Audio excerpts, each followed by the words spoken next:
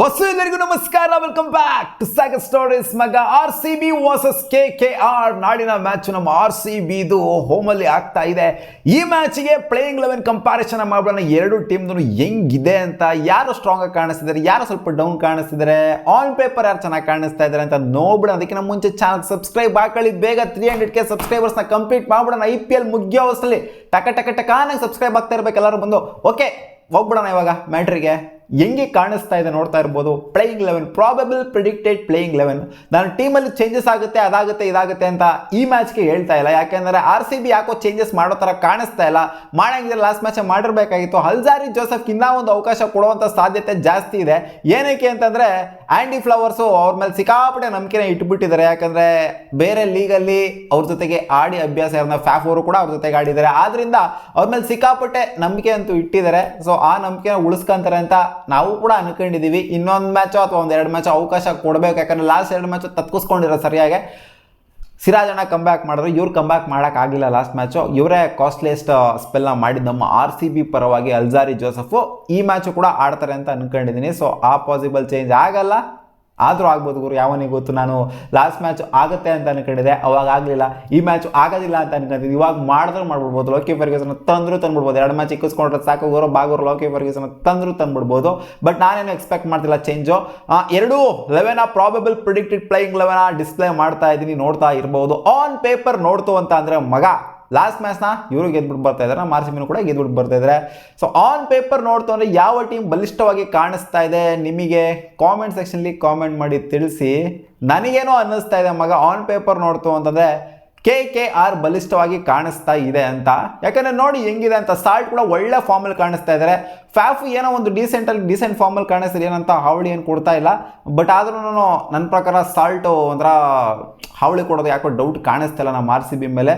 RCB ಮೇಲೆ salt already ಹಿಂದಿನ ಸೀಸನಲ್ಲಿ ಕ್ವಾಟ್ಲೆ ಕೊಟ್ಟರು. ನೋಡಿ ಎಲ್ಲ ಪ್ಲೇಯರ್ಸ್ಗಳು ಇಲ್ಲಿ ಏನಿದ್ದಾರೆ, RCB ಮೇಲೆ ಕ್ವಾಟ್ಲೆ ಕೊಟ್ಟಿರೋಂಥ ಪ್ಲೇಯರ್ಸ್ಗಳೇ ಆಲ್ಮೋಸ್ಟ್ ಇರೋ. ಸುನಿಲ್ ನರೇನು RCB ಮೇಲೆ ಕ್ವಾಟ್ಲೆ ಬೆಜಾನ್ಸಲ್ಲಿ ಕೊಟ್ಬಿಡ್ತಾರೆ. ಅದು ಬೌಲಿಂದಾಗಲಿ ಬ್ಯಾಟಿಂದಾಗಲಿ. ಅವ್ರು ಬೇರೆ ಓಪನಿಂಗಿಗೆ ಬರ್ತಾರೆ. ಅಲ್ಲಿ ಮೋರ್ ಆಫ್ KKR ಆ್ಯಂಗಲಿಂದ ಮಾತಾಡ್ತಿದ್ದೀನಿ, RCB ಆ್ಯಂಗಲಿಂದ ಯಾವಾಗಲೂ ಮಾತಾಡೋದಂತೂ ಇದ್ದಿದ್ದೇನೆ. ವೆಂಕಟೇಶ್ ಅಯ್ಯರ್ ಇದ್ದಾರೆ. ಲಾಸ್ಟ್ ಮ್ಯಾಚ್ ಇವರೇನೋ ಕೊಡೋಕ್ಕಾಗಿರಲಿಲ್ಲ. ಈ ಮ್ಯಾಚು ಏನೋ ಒಂದು ಮಾಡೋ ಸಾಧ್ಯತೆ ಇರುತ್ತೆ. ಶ್ರೇಯಸ್ ಅಯ್ಯರ್, ವೆಂಕಟೇಶ್ ಅಯ್ಯರು, ನಿತೀಶ್ ರಾಣಾ ನೋಡಿ ಬ್ಯಾಟಿಂಗ್ ಹಿಂಗಿದೆ ಅಂತ. ಇವರು ಡೆಪ್ತ್ ನೋಡ್ತಂದ್ರೆ ಒಂಥರ ಅದ್ರೋ ಥರ, ಒಂಥರ ಶೇಕ್ ಆಗೋ ಥರ ಇದೆ. ಲಾಸ್ಟ್ ಸೀಸನು KKR ಈ ಥರ ಇರಲಿಲ್ಲ. ಈ ಸೀಸನು ಇನ್ನೂ ಹೆವಿಲಿ ಡೆವಲಪ್ ಆಗಿ ಬಂದಿದ್ದಾರೆ. ರಮಣ್ದೀಪ್ ಸಿಂಗ್ ಬರ್ತಾರೆ ನಂಬರ್ 6 ಲಾಸ್ಟ್ ಮ್ಯಾಚ್ ಇವರೇ ಬಂದಿದ್ದು. ನಂಬರ್ 7 ರಿಂಕು ಸಿಂಗ್ ಬರ್ತಾರೆ. Number 8 it will be Andre Russell. ಇವ್ರು ಫಸ್ಟ್ ಬ್ಯಾಟಿಂಗ್ ಏನಾದ್ರು ಆಡ್ತು ಅಂದರೆ ಈ ಥರನೇ ಇರುತ್ತೆ ಇವರ ಬ್ಯಾಟಿಂಗ್ ಅಟ್ಯಾಕು. ಒಟ್ನಲ್ಲಿ ಹೆವಿ ಸಾಲಿಡ್ ಬ್ಯಾಟಿಂಗ್ ಡೆಪ್ತ್ ಇದೆ ಗುರು KKRದು. ಅವರ ಸ್ಟ್ರೆಂತನೇ ಅವರ ಬ್ಯಾಟಿಂಗು. ನಮ್ಮದು ಸ್ಟ್ರೆಂತು, ನಮ್ಮದು ಒಂಥರ ಎರಡು ಅಂತ ಹೇಳಬೇಕು. ನಮ್ಮದು ಸ್ಟ್ರೆಂತು ಒಂದು ಕಡೆ ಬೌಲಿಂಗು ಆಗುತ್ತೆ, ಒಂದು ಕಡೆ ಬ್ಯಾಟಿಂಗು ಆಗುತ್ತೆ. ಯಾಕಂದರೆ ಲಾಸ್ಟ್ ಮ್ಯಾಚ್ ಬೌಲಿಂಗ್ ಸಖತ್ತಾಗಿ ಮಾಡಿದ್ವಿ ನಮ್ಮ RCB. ಸೊ ಅದರಿಂದನೇ ಒಂಥರ ಗೆಲ್ಲೋದಕ್ಕೆ ಆಗಿದ್ದು.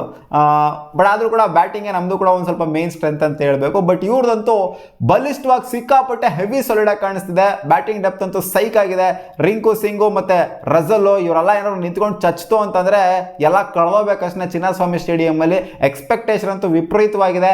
RCB ಅಂತ ಬಂದಾಗ, RCB ವರ್ಸಸ್ KKR ಅಂತ ಬಂದಾಗ, ಚಿನ್ನಸ್ವಾಮಿ ಸ್ಟೇಡಿಯಂ ಅಂತ ಬಂದಾಗ ಇವ್ರು ಯಾವಾಗಲೂ ನಮಗೆ ಕ್ವಾಟ್ಲೆ ಕೊಟ್ಟಿರೋರೇನೆ. ಅದರಲ್ಲೂ ಡ್ರೇ ರಸ್ ಅಂತೂ ಯಾರು ಮರೆಯೋಕ್ಕಾಗಲ್ಲ. ಚಿನ್ನಸ್ವಾಮಿಲಿ ಕೊಟ್ಟಂತ ಹಾವಳಿ ನಮ್ಮ RCB ಮೇಲೆ. ಲಾಸ್ಟ್ ಇಯರ್ ಏನು ಫಾರ್ಮಲ್ಲಿ ಇರಲಿಲ್ಲ, ಬಟ್ ಈ ಇಯರ್ ಫಾರ್ಮಿಗೆ ಮತ್ತೆ ಮರಳಿರೋದ್ರಿಂದ ಒಂದು ಸ್ವಲ್ಪ ಭಯ ಅಂತೂ ಖಂಡಿತ ಇದ್ದೇ ಇರುತ್ತೆ.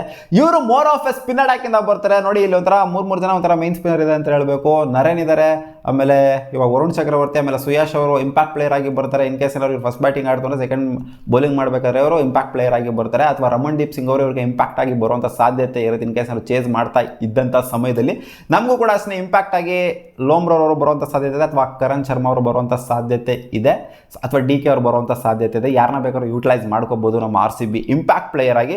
ಸೊ ನೋಡ್ತು ಅಂತಾರೆ ಇವ್ರದ್ದು ಒಂಥರ ಸ್ಪಿನ್ನೇ ಅವರ ಒಂಥರ ಮೇನ್ ಸ್ಟ್ರೆಂತ್ ಅಂತ ಹೇಳಬೇಕು. ನಮ್ದು ಒಂಥರ ಪೇಸ್ ಅಟ್ಯಾಕ್ ನಮ್ಮ ಮೇನ್ ಸ್ಟ್ರೆಂತು. ಸಿರಾಜಣ್ಣ ಜೊತೆಗೆ ಲಾಸ್ಟ್ ಮ್ಯಾಚ್ ಮಸ್ತಾಗಿ ಪರ್ಫಾರ್ಮ್ ಮಾಡುವಂಥ ಯಶ್ ದಯಾಳ್. ನಮ್ಮದು ಮೇಯ್ನು ಒಂಥರ ಸ್ಪಿನ್ ಅಟ್ಯಾಕ್ ಇಲ್ಲ ಇವಾಗ.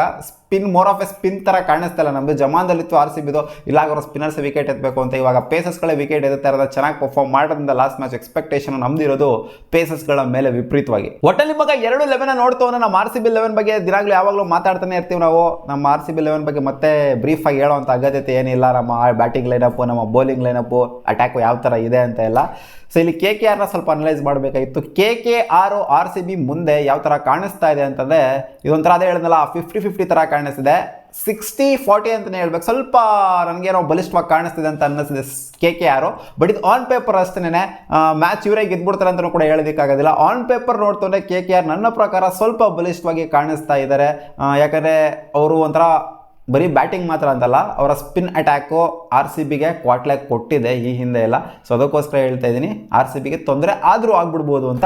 ಸೊ ಕಾದ್ ನೋಡೋಣ ಏನು ಆಗುತ್ತೆ ಅಂತ. ನಿಮ್ಮ ಪ್ರಕಾರ ಯಾವ ಟೀಮು ಬಲಿಷ್ಠವಾಗಿ ಕಾಣಿಸ್ತಿದೆ ಆನ್ ಪೇಪರ್ ನೋಡ್ತು ಅಂತಂದರೆ ಕಾಮೆಂಟ್ ಸೆಕ್ಷನಲ್ಲಿ ಹಾಕಿ. ಸಿಗೋಣ, ಬಾಬಾ.